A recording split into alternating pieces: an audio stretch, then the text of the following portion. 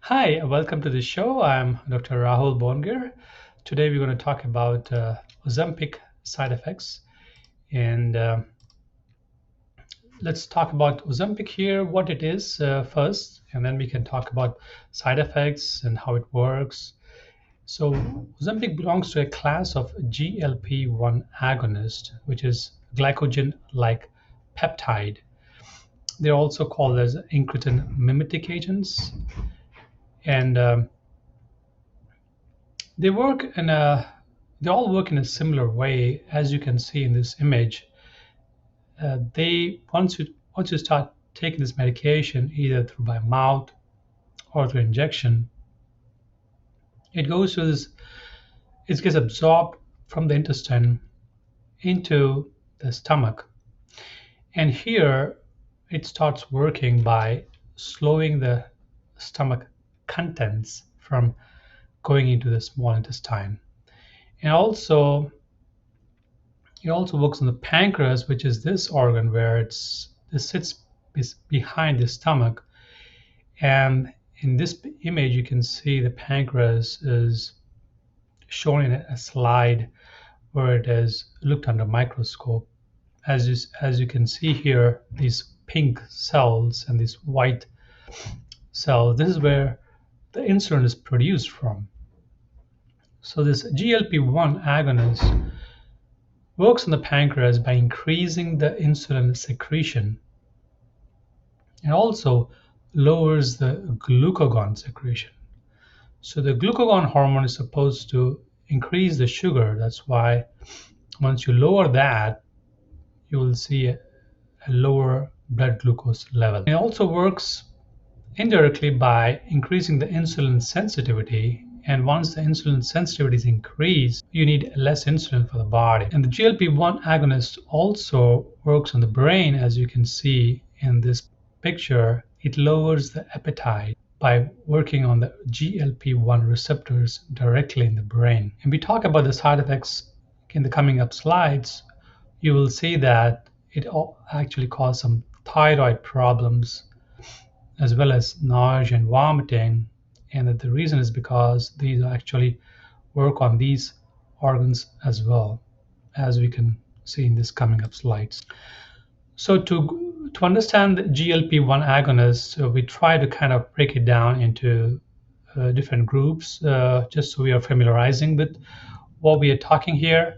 So the GLP-1 agonists are grouped into long-acting, intermediate-acting, and short-acting. The long-acting GLP-1 agonists available in the United States are these are brand names: Ozempic, Trulicity, and Bydureon.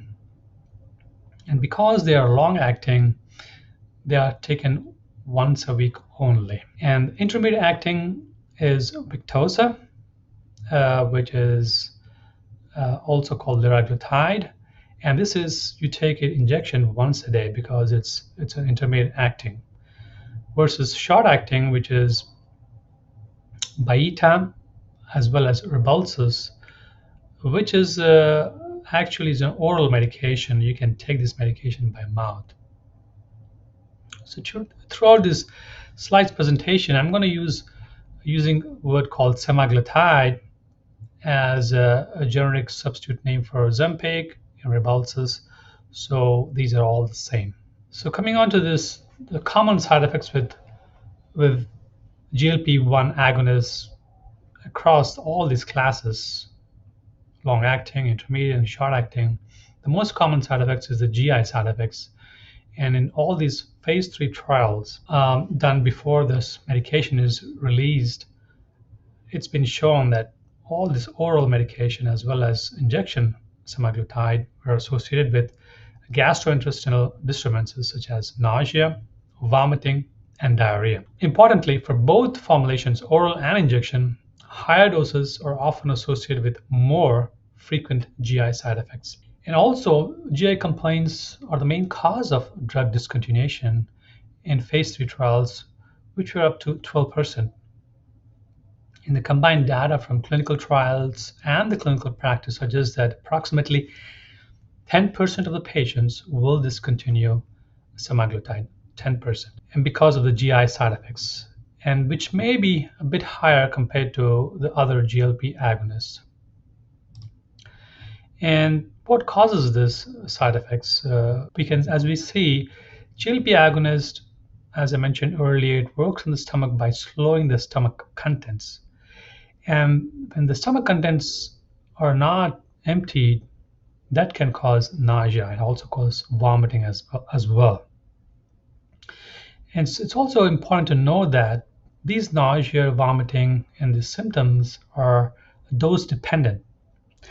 Means that as we escalate the dose, then nausea and vomiting will get worse. And also in the studies they've done, they noticed that is if you increase the dose quickly, the symptoms were actually worse. And also it depends on the medications that you're taking besides other medications like GLP-1 agonists. For example, someone is taking metformin, which is a very common medication we use for diabetes, and that can cause nausea, vomiting by itself. And then you add this other medication, it gets worse. So how to prevent this nausea and vomiting? Besides gradual dose titration, as I mentioned earlier, it is recommended to eat slowly and also eat smaller portion. As you notice that if there's a bigger portion, it won't empty quickly.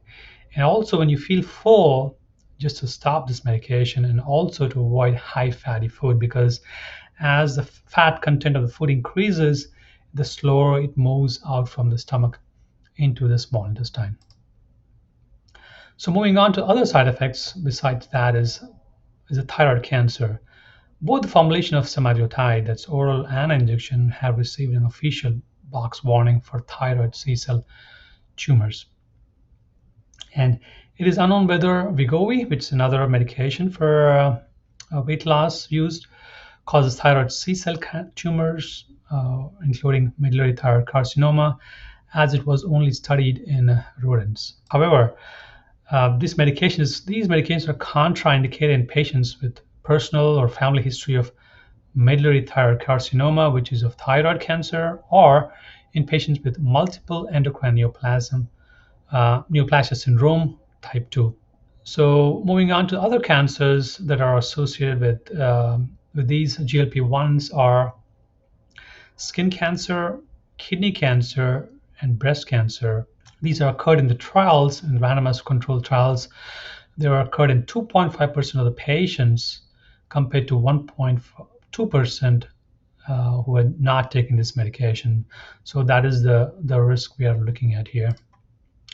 Moving on to other side effects, pancreatitis and pancreatic cancer.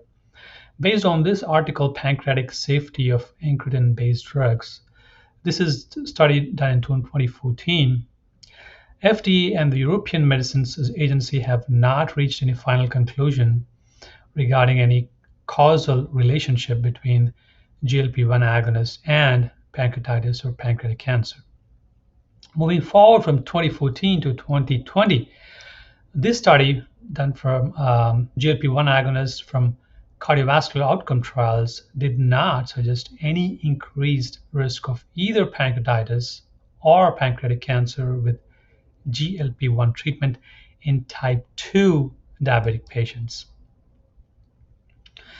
So moving on to other side effects, acute kidney failure. There have been reports of acute kidney injury and worsening of chronic renal failure, which in some cases required hemodialysis in patients treated with semaglutide. Patients with kidney disease may be at greater risk of acute kidney injury, but some of these events have been reported in patients without underlying kidney problems. And majority of these kidney-related events occurred in patients who have experienced nausea, vomiting, or diarrhea, leading to volume depletion. And when there is a volume depletion, that can cause kidney failure. So they're recommending renal function monitoring when you're increasing the dose of GLP-1 agonist, especially when someone who's having really these side effects.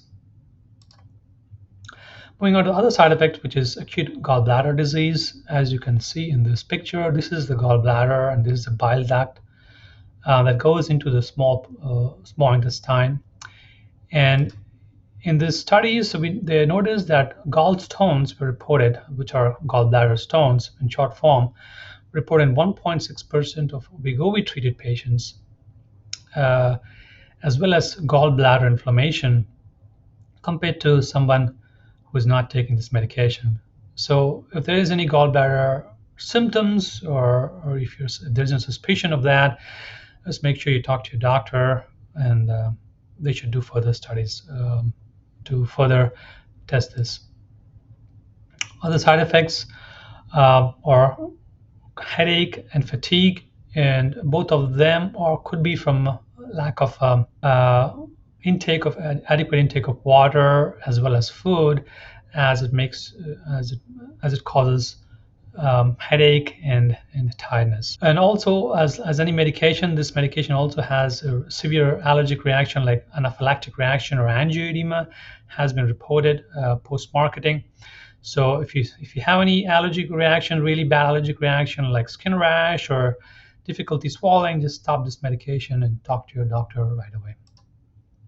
And also, there is a suicidal behavior and ideation with this medication. So if you do have any symptoms of these while you're taking this medication, you just need to be aware of and just stop taking this medication right away. And so that comes to the conclusion whether these medications are really actually worth taking these medications. And I think based on this data and what we see, it all depends on each individual patient, and also depends on the underlying conditions and the medications that they're taking. If they are taking some medications that also causes nausea and vomiting, they need to stop this. If they have any underlying problems, medical problems, they need to carefully look into it. It also depends on the dietary habits. If somebody is eating high fatty diet or eating more than usual, they need to be aware of this. And also, when you start this medication, please talk to your doctor about it and make sure you start this medication on the low dose and slowly titrate this medication up so that you can be successful with this medication. And it's like anything else, this is definitely something you need to talk to your provider before you start this medication.